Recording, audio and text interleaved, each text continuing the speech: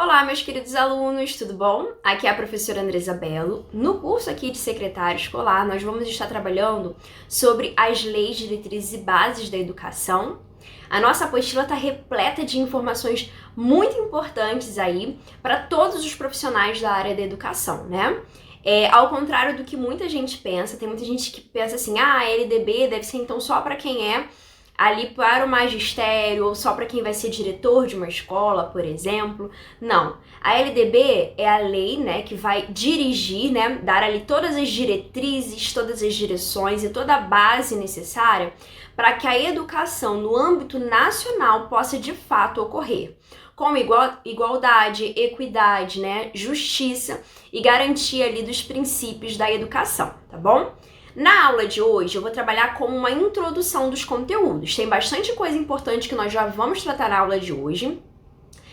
Peço que vocês façam aí a leitura da apostila de vocês. A leitura tá muito boa, tá repleta de informações.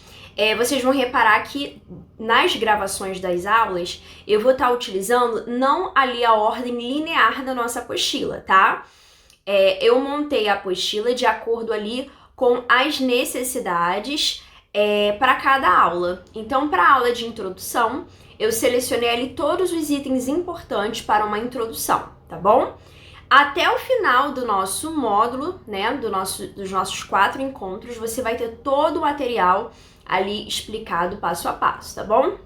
Lógico que conto com aí a sua ajuda para que você possa ler, estudar, trazer ali as suas dúvidas. Peço que vocês interajam comigo pelo bate-papo privado da plataforma, né? Algumas coisas eu vou estar solicitando ali na lista de presença, tá ok?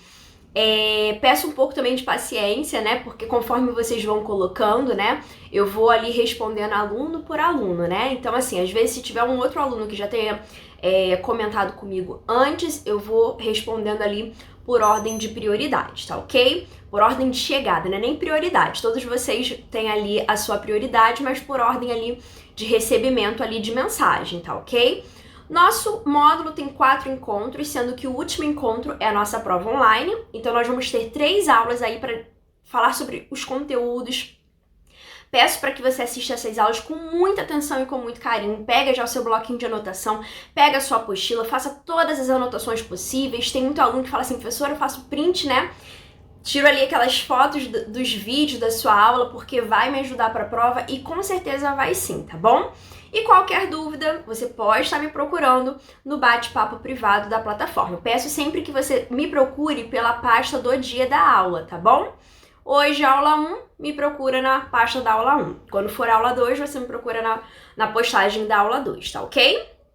Bem, para o primeiro slide, eu coloquei aqui um artigo que eu considero extremamente importante, tá?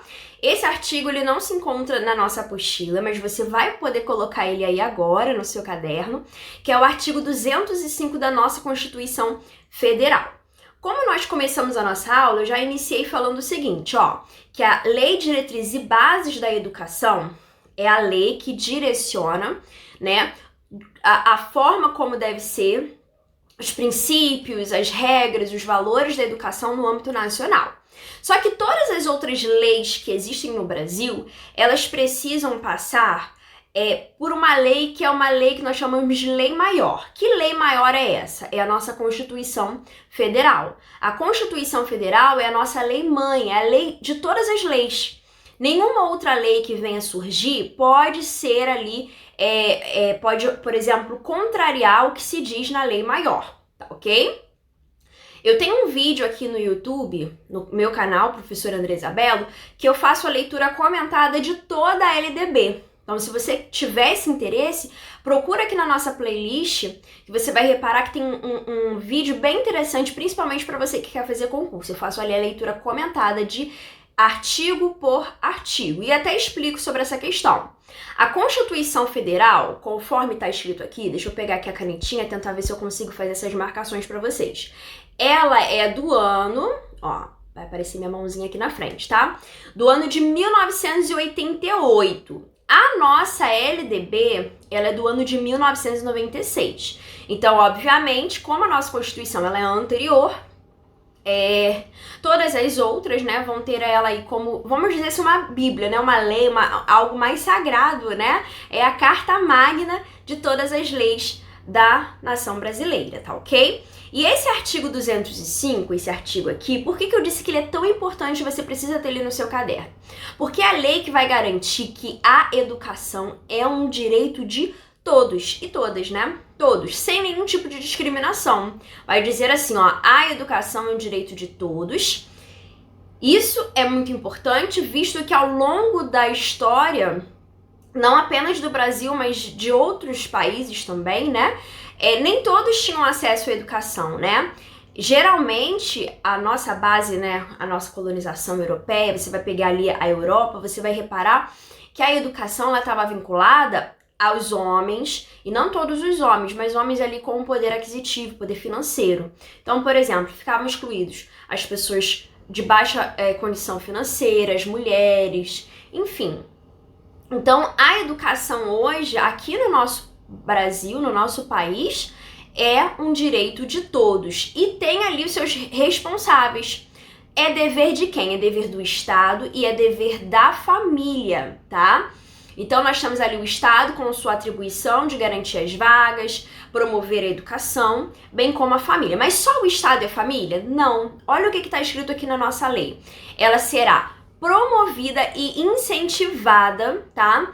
Com a colaboração da sociedade. Então, nós temos a figura do Estado, que é um dos personagens que vão estar ali garantindo essa educação, a família e também ali a sociedade, tá ok? A educação tem finalidade? Tudo na vida tem finalidade. Todas as instituições têm suas finalidades. Por exemplo, a saúde tem uma finalidade. Qual é a finalidade da saúde? Garantir ali, né, a saúde mesmo, né? Que as pessoas possam ter ali a cura, enfim, um atendimento que garanta uma qualidade de vida. A educação, ela tem uma finalidade? Tem uma finalidade. Qual é a finalidade? Está descrita aqui na nossa Constituição Federal, no artigo 205. São 3 as finalidades, que é o pleno desenvolvimento, deixa eu apagar aqui e colocar aqui novamente, ó, pleno desenvolvimento da pessoa, o seu preparo para o exercício da cidadania e a sua qualificação para o trabalho. Então, eu tenho 3 finalidades. Essas 3 finalidades que estão aqui ditas no artigo 205 vão estar exatamente iguais lá no artigo 2 da nossa LDB. Se você pegar ali sua apostila, você vai reparar que tá da mesma forma, são esses 3 objetivos. 3 objetivos a educação tem. Desenvolvimento da pessoa, desenvolvimento pleno, ela integralmente, porque durante muito tempo as pessoas achavam que a escola era um ambiente unicamente de quê? De depósito de conteúdo. Hoje a gente tem uma outra visão. Hoje a gente compreende a escola como um local que desenvolve a pessoa como um todo, nos seus aspectos intelectual, físico, psicológico e também social, tá ok? São 4 aspectos que são, ó, aspecto aí, ó. Caso eu fale muito rápido, pausa o vídeo para você poder copiar. São 4 aspectos. Quais aspectos? Intelectual, físico, psicológico e social, beleza? O seu preparo para o exercício da cidadania. Qual é a função social da escola? Formar um cidadão brasileiro. Por que as pessoas vão à escola? Porque elas passam tantos anos ali da sua vida dedicados à instituição chamada escola. Porque o objetivo da escola é formar um sujeito cidadão. Por isso que um dos objetivos da educação é o exercício da cidadania. Por último, né, nós temos ali a qualificação para o trabalho, que é o desempenho competente da pessoa para que ela possa ali ter uma vida independente e autônoma na nossa sociedade, tendo ali a garantia de trabalhar, né, ter ali a sua competência para o trabalho. Então, olha só, a educação é um direito social de todos, ele é assegurado pela Constituição Federal e é de competência comum da União, dos estados, do Distrito Federal e dos municípios, né? Junto com a saúde e a segurança pública, é um dos deveres mais importantes de todas as esferas governamentais. E por isso possui uma significativa legislação que visa não só garantir, né, não só com que os governos cumpram suas obrigações, mas também com que a educação cumpra sua função social. E aí é mais um item que eu quero que você grife. Pausa o vídeo, copia essa parte aqui, ou então tira uma foto, né, da tela. Alguns alunos tiram foto, né? Ó, função social. Qual é a função social da escola? Cada instituição de ensino tem uma função. A escola tem uma função, o hospital tem uma função, as instituições religiosas têm uma função que são distintas. Qual é a função social da escola? Olha aqui, ó.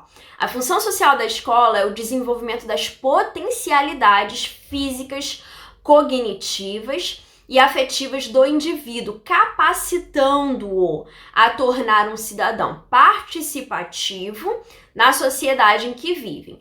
A função básica da escola é garantir a aprendizagem de conhecimento, habilidades e valores necessários à socialização do indivíduo, sendo necessário que a escola propicie o quê? Olha aí, ó. O domínio dos conteúdos culturais básicos, da leitura, da escrita, da ciência, das artes e das letras. Sem estas aprendizagens, dificilmente o aluno poderá exercer os seus direitos de cidadania. Então, a função social da escola é formar esse sujeito cidadão, capaz de compreender que tem direitos, mas que principalmente tem ali os seus deveres a serem cumpridos também, ok? Vamos aqui para o próximo. Ó, a seção 1 do capítulo 3 da Constituição, né, de 1988, que é a nossa atual Constituição Federal, ela é intitulada da educação e ela define os pontos mais cruciais da educação em relação aos sistemas de ensino, aos deveres do Estado, os recursos públicos destinados à área e aos seus objetivos, de acordo com o artigo 205, que nós acabamos de ler. São quais esses objetivos da educação? O pleno desenvolvimento da pessoa, seu preparo para o exercício da cidadania e a sua qualificação para o trabalho. Entre as definições mais importantes dessa seção estão ali os princípios com a base nos quais o ensino deve ser ministrado, que é o artigo 206. Vou pedir para que você faça o seguinte: a Constituição Federal, ela vai trabalhar sobre o item educação do artigo 205 ao 214, tá?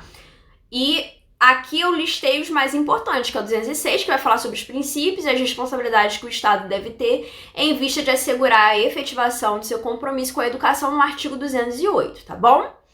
Na nossa LDB, lá no artigo 2, ó, tá até aqui, ó. Só para você poder comparar que o artigo 2, ó, da nossa LDB é muito parecido com o artigo 205 que nós lemos da nossa Constituição Federal. Porque vai dizer assim, ó, a educação é dever da família e do Estado.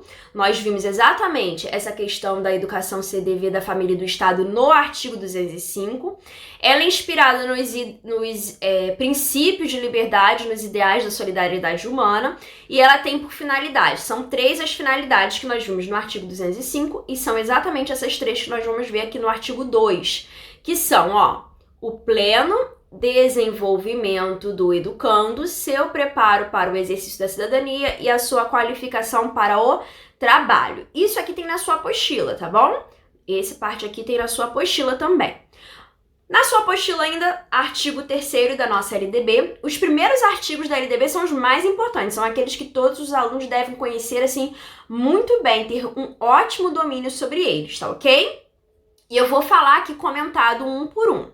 O artigo 3º da nossa LDB vai falar assim, ó, o ensino será ministrado com base nos seguintes princípios. São ali 13 princípios que todo o ensino, em todo o âmbito nacional, deve ser ministrado. Então, assim, ó, igualdade de condições para acesso e permanência, não é só permitir que o aluno entre, que ele se matricule, mas você precisa dar garantias para que ele possa permanecer. Eu sempre dou, a galera do presencial, eu dei esse exemplo aqui, ó. Se você tem um aluno cadeirante, ele tem toda a possibilidade de se desenvolver como qualquer outra pessoa, mas ele precisa de alguns itens, por exemplo, rampas, talvez elevadores, banheiros que possam ter ali um espaço adequado para quem é cadeirante, porque senão ele só vai ter acesso. Você só faz a matrícula dele, mas será que ele vai continuar o ano todo letivo, terminar a educação básica toda? Às vezes a gente recebe um aluno cadeirante, mas a escola tem, sei lá, 5 andares e a aula dele é lá no 5º andar. Como é que ele vai fazer? Ele vai se tornar dependente o tempo todo? Isso é legal para ele? Não. A gente tem que tratar o ambiente de maneira que seja o quê? Todos os alunos tenham a independência, né? Sejam autônomos. Então a questão ali não só do acesso, mas também da permanência. Então, ó, passa aí a canetinha nessa questão do acesso, passa a canetinha na questão aí da permanência, beleza? Vamos lá. Liberdade de aprender, ensinar, pesquisar e divulgar a cultura, o pensamento, a arte e o saber. Por que isso é tão importante? Isso aqui é a liberdade chamada de liberdade de cátedra. Como assim, professora, liberdade de cátedra? Não só aqui no Brasil, mas em outros países, o nosso Brasil, vocês sabem que nós já passamos por momentos de ditaduras, né? E nesses momentos de ditaduras, a liberdade de aprender, ensinar, pesquisar, enfim, são ali restritos. Então, quando a gente vê isso aqui, ó, liberdade de aprender, ensinar, pesquisar, divulgar a cultura, o pensamento, a arte e o saber, a gente tem que saber que isso é muito importante. Talvez você não viva num país, como, né, o Brasil não é, nesse momento, né, graças a Deus, um país que está aí tirando os direitos das pessoas. Mas nós já vivemos momentos parecidos. Então, na nossa LDB está dizendo que a educação dá liberdade tanto para os alunos quanto para os professores, tá bom? Terceiro item, pluralismo de ideias e concepções pedagógicas. Eu sempre falo, a escola tem várias pessoas. Cada um pensa de uma maneira diferente. E a lei dá esse respaldo da liberdade de pensarmos diferente, de termos concepções pedagógicas diferentes, de defendermos concepções pedagógicas diferentes, né? O respeito à liberdade, o apreço à tolerância, a coexistência de instituições públicas e privadas de ensino, a gratuidade do ensino público em estabelecimentos oficiais. E eu gosto sempre de lembrar, quando a gente fala sobre a gratuidade, o seguinte: eu estudei em escola pública, não sei quantos alunos estudaram. Eu já estudei tanto escola pública quanto escola particular. A minha formação em pedagogia foi em uma universidade pública. A minha formação de letras, literatura, foi em uma instituição privada, né? Então, assim, eu conheço os dois lados da moeda. Mas agora, como estudante de instituição pública, às vezes as pessoas acham que ali é de graça. E não é de graça, é gratuito, tá? Gratuito é diferente do significado de graça. De graça significa que não teve preço, né? Como se fosse um favor, mas não. A instituição pública de ensino, ela é paga com impostos. Então ali não é um favor que é feito para o aluno, não, aquilo dali já foi pago, né? Foi pago por um bom preço, né? Porque a nossa sociedade paga ali os nossos impostos. Então a gente deve lutar sim pela instituição pública e gratuita de ensino, tá? Valorização dos profissionais da educação escolar, a gestão democrática do ensino público na forma desta lei da legislação dos sistemas de ensino. Você que já estudou comigo o módulo passado, nós falamos muito sobre a questão da gestão democrática, né? Tem vídeo aqui no canal, mas caso você esteja chegando nesse módulo, não se preocupe, porque nós vamos retornar ao módulo aí de gestão escolar e você vai ter acesso a esse conteúdo todo explicadinho, tá? Garantia de padrão de qualidade, valorização da experiência extraescolar. Isso aqui é bem bacana, principalmente para a turma da EJA, né? Que é ali a valorização da experiência extraescolar. Quer dizer, nem todo mundo teve acesso a vida toda, né? De ter pisado em uma escola ou numa universidade. Às vezes uma pessoa vai ter essa oportunidade alguns anos depois. E aí, a escola ela vai falar que a gente tem que valorizar toda essa experiência que esse aluno teve durante a sua vida. Não só a galera da EJA, eu dei o exemplo da galera da EJA, mas, por exemplo, crianças pequenas. Às vezes a criança chega na escola e você acha que você vai ensinar ela a escrever, por exemplo, o nomezinho dela. Ela já chega lá sabendo escrever o nome dela, do pai, da mãe. Por quê? Porque ela aprendeu fora da escola. A vivência dela fora da escola já traz para ela bastante conteúdo para ela se formar ali conceitos como uma pessoa, tá? Vinculação entre a educação escolar, o trabalho e as práticas sociais, consideração com a diversidade étnico-racial, direito ali, garantia do direito à educação e aprendizagem ali ao longo da vida. Deixa eu só passar aqui o próximo slide. O artigo 208, tá? O dever do Estado com a educação será efetivado mediante a garantia de que... Eu trouxe esse artigo 208, esse artigo aqui ele é da Constituição Federal. Então, uma das atividades aí que eu já vou propor para vocês é passar para o caderno de vocês dos artigos 205 até o 214 da Constituição Federal que vão tratar sobre educação. Eu trouxe aqui na telinha o artigo 205, nós já vimos, agora nós vamos falar aqui sobre o artigo 208, tá bom? Que diz assim, ó, o dever do Estado com a educação será efetivado mediante a garantia de que... Quando nós lemos ali o artigo 205, nós vimos que o artigo 205 ele fala que o Estado, né, o dever da educação é do Estado, da família e da sociedade. Agora nós vamos falar sobre o Estado. Quando nós falamos que é dever do Estado, quais são esses deveres especificamente? Aí o artigo 208 da Constituição vai listar quais são esses deveres. Olha aí, ó.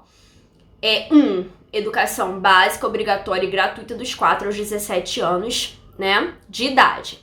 Inclusive, sua oferta é gratuita para todos os que a ela não tiveram acesso na idade própria.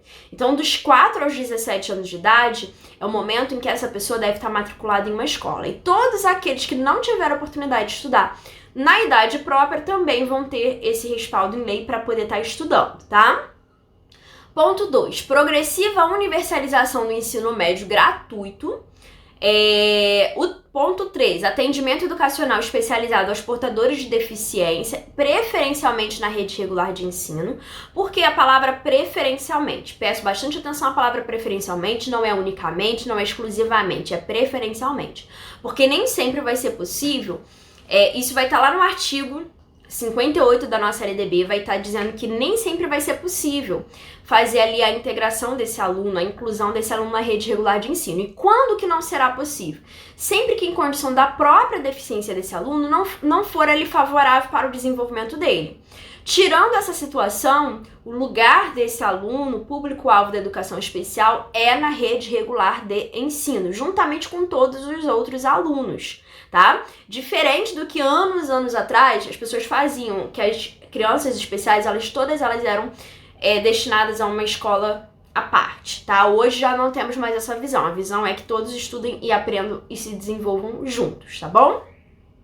Bem, a educação infantil em creche e pré-escola, as crianças até 5 anos de idade.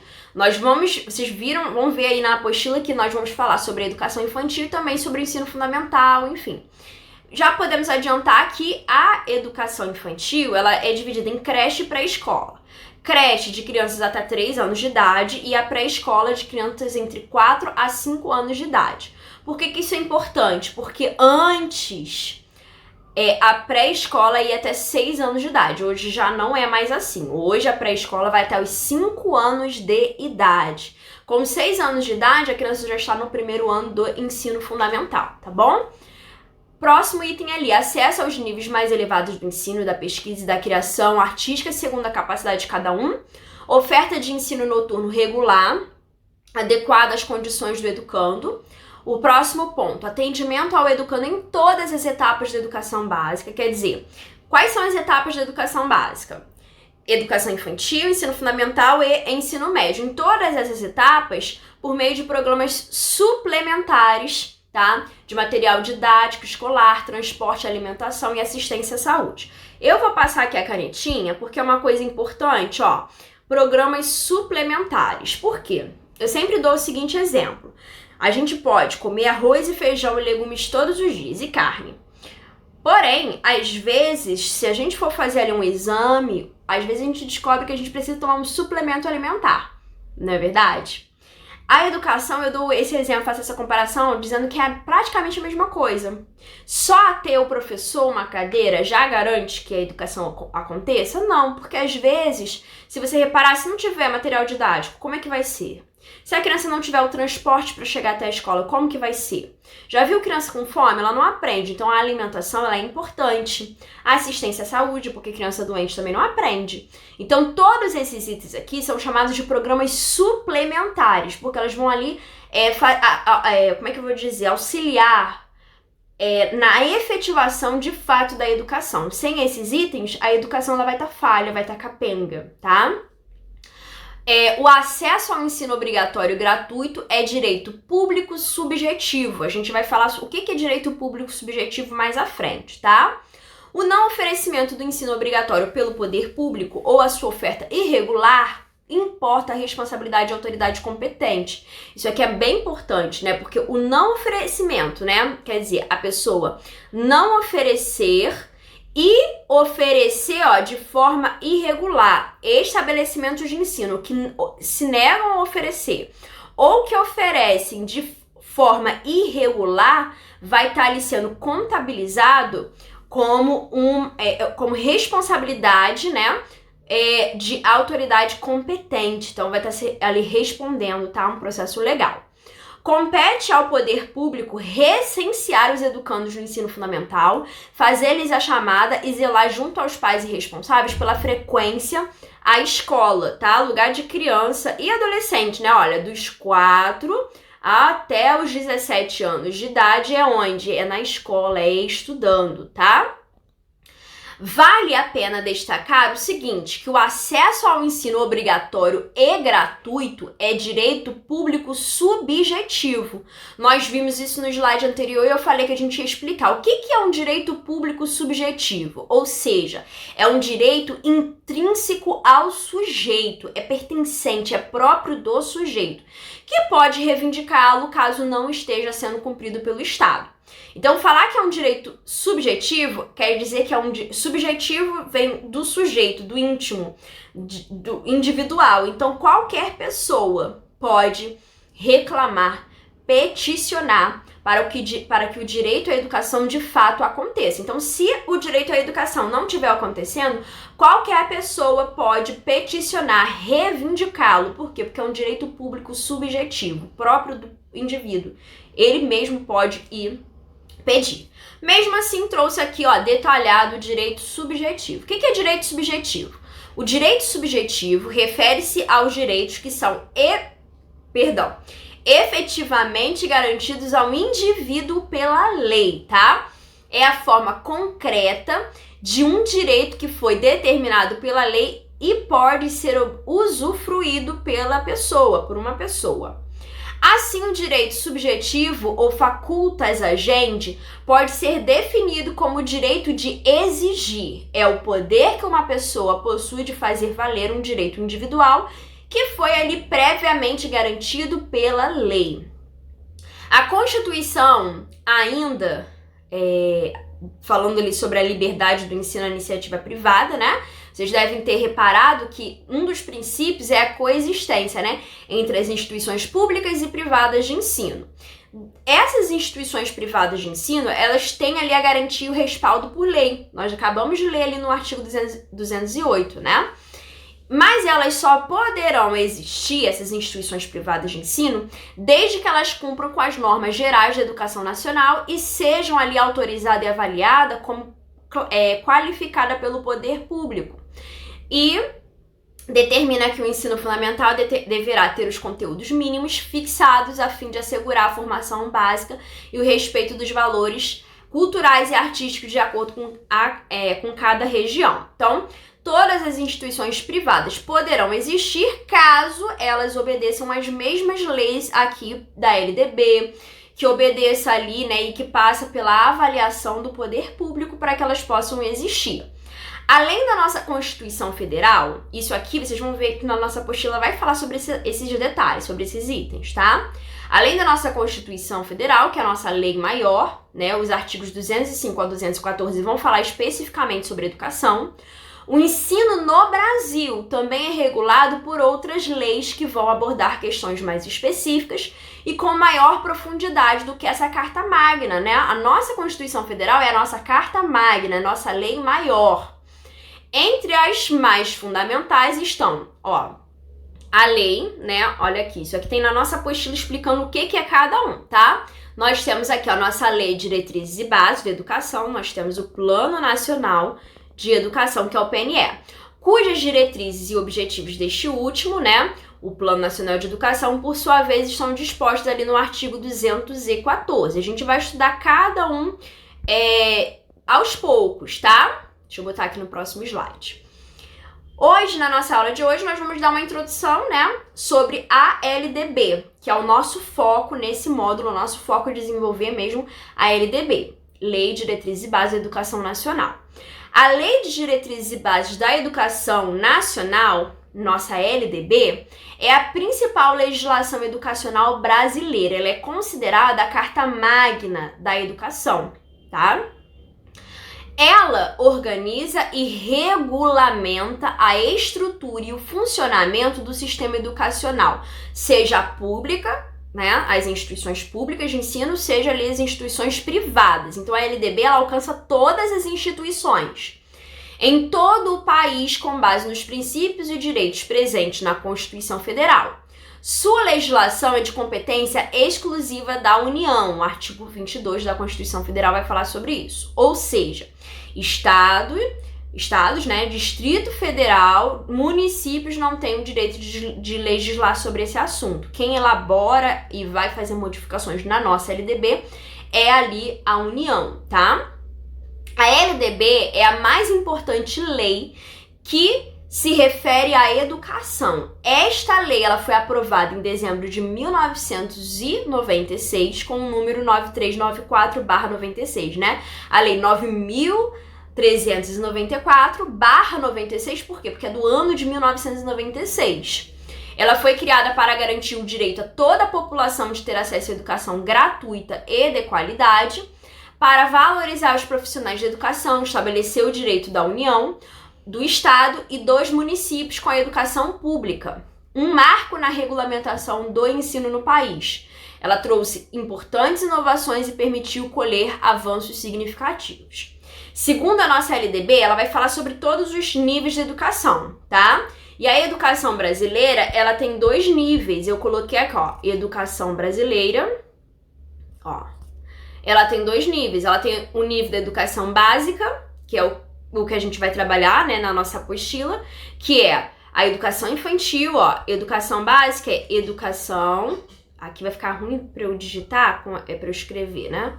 Educação infantil, o ensino, né, fundamental e o ensino... Ficou horrível aqui a minha letra, né, gente? Ó, ensino médio, tá? São essas 3 etapas e nós temos também ali o nível da educação superior. Atenção, educação infantil, ensino fundamental e ensino médio não são níveis de ensino, são etapas de quem? Da educação básica.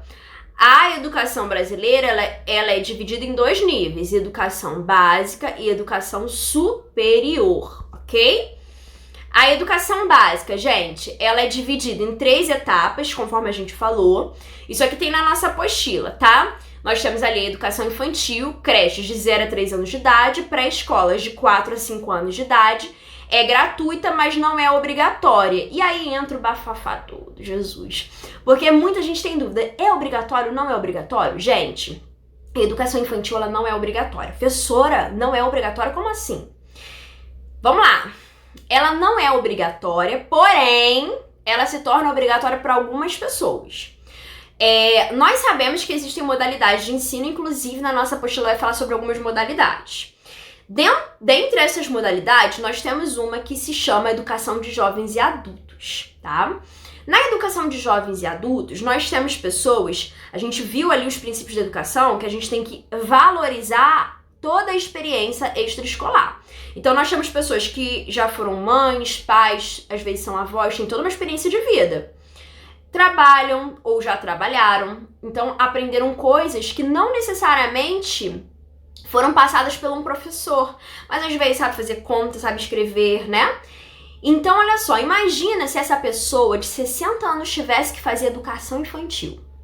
Não ia dar certo, porque a gente estaria desvalorizando todo o conhecimento dessa pessoa.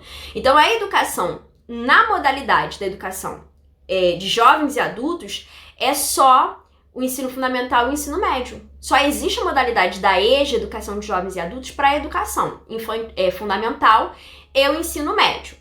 Mas, professora, beleza, isso aí eu já entendi. Mas e para as crianças? Ela não é obrigatória? Aí que tá. Ela se torna obrigatória por causa do artigo, ó, 6º da nossa LDB. Na nossa apostila não tem isso aqui, mas eu vou pedir para que você coloque no seu caderno para você não esquecer.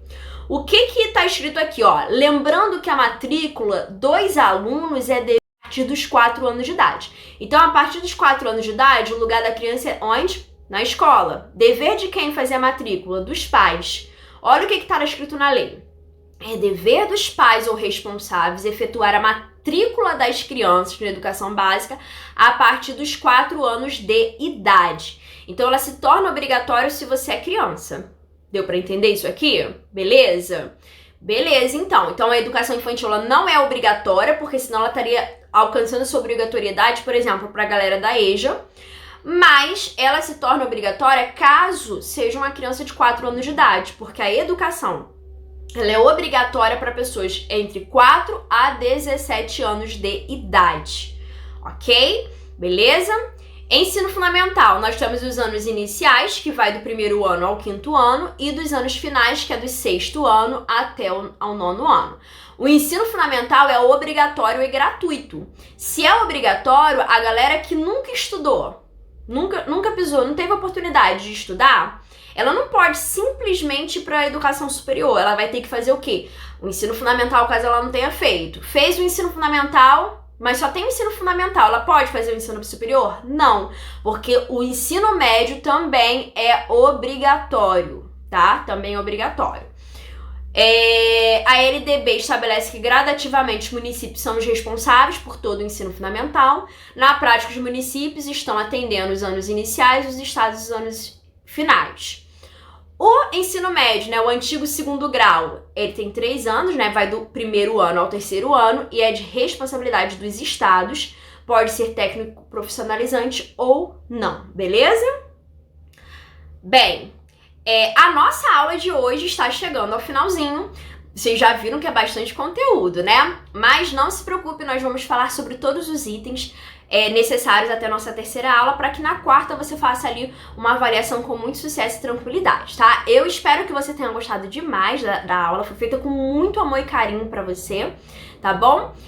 Você é muito importante, eu gosto de deixar esses recadinhos que estão aqui do lado, tá? Até o nosso próximo encontro, participe das nossas aulas, não é só colocar o seu nome na lista de presença, tem que também participar das atividades propostas. Deixa aí um comentário de incentivo ao nosso trabalho, porque você é muito importante, tá bom? Um grande beijo, não deixe de assistir o vídeo aí sobre os trabalhos de conclusão de módulo. Até a próxima, tchau, tchau!